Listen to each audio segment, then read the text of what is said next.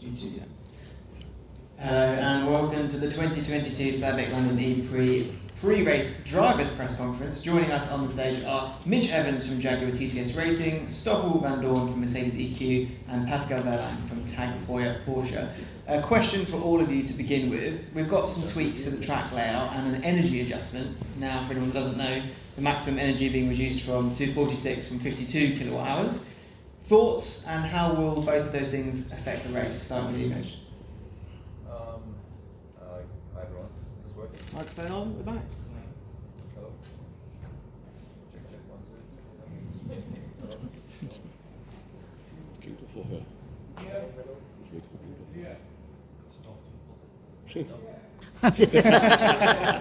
Hello? There we go.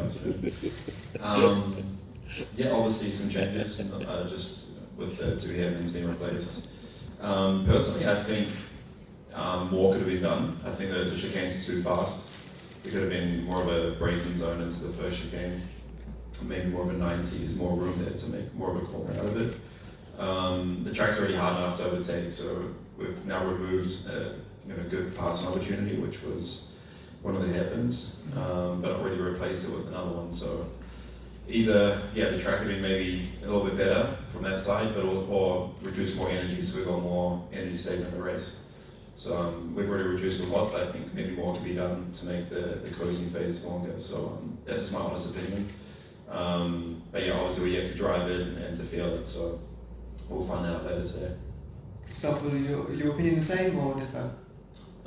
Yeah, very similar. I think overtaking is going to be very hard, especially with the way the track is built. But it's mainly, I think, the energy that is a bit too easy around the circuit. So I think even last year, a lot of the teams did some calculations what the kind of the average number should be to have a kind of correct lift and coast ratio, and I think the energy was around like 38 or 39 kilowatts. Okay. So with 46, it's still pretty high compared to what an average race of the season should be.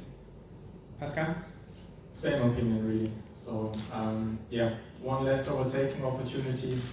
Already last year was difficult to overtake, and I expect it to be even more difficult this year.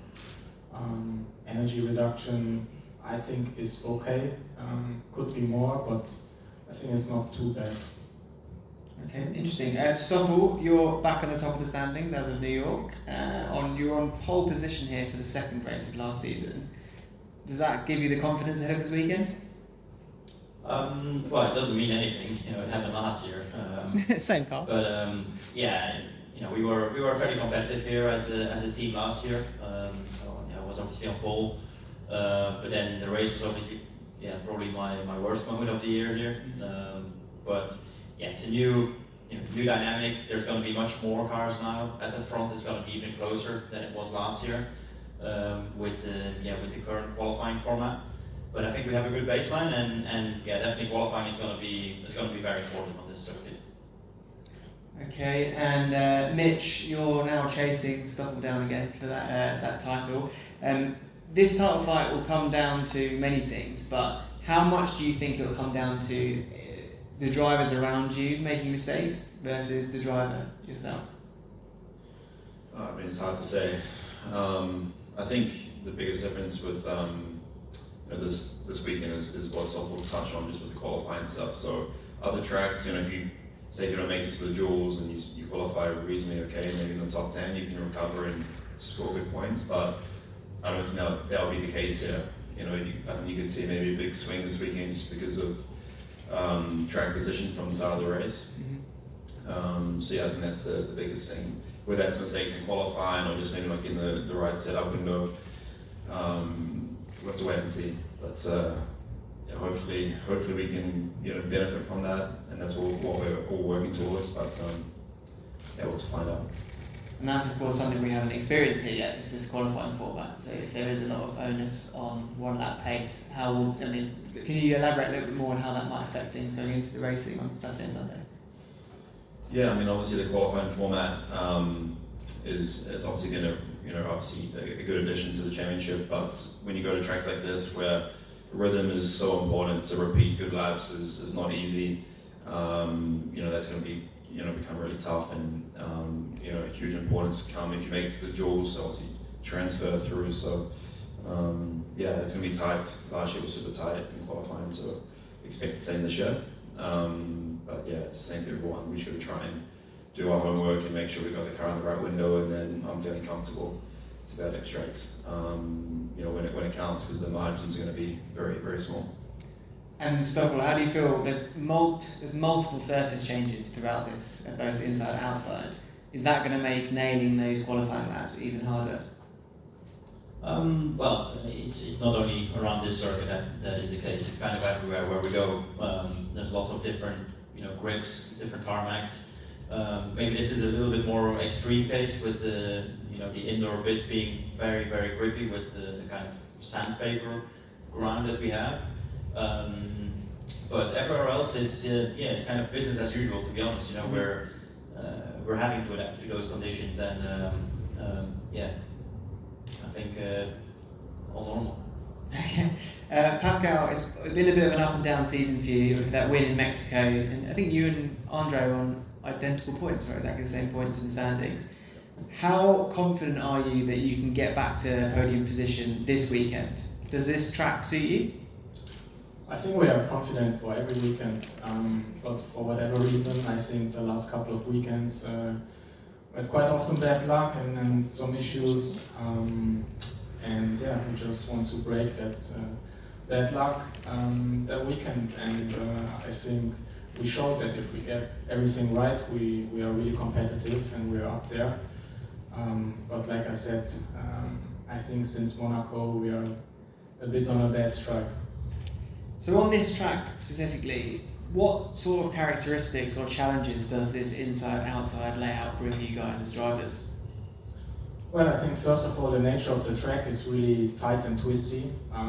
So the slowest track in average speed, the inside and outside section, there's quite a big difference in terms of grip, which is not a big issue, but if the conditions are changing, I think it will be a big challenge.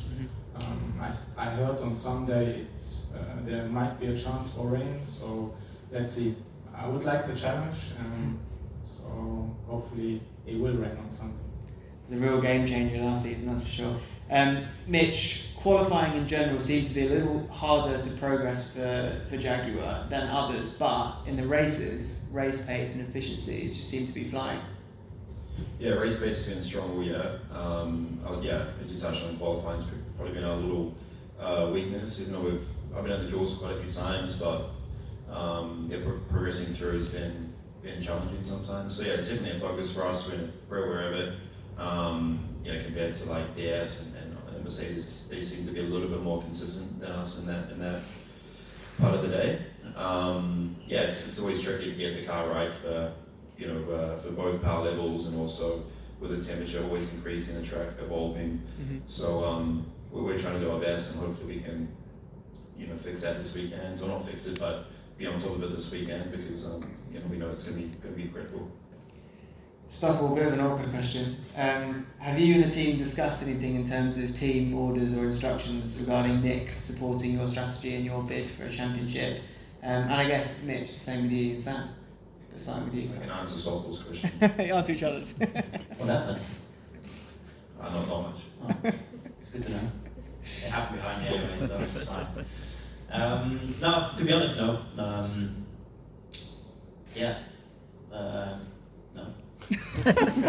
Surely you can have that. I just feel like I've got to do a good enough job to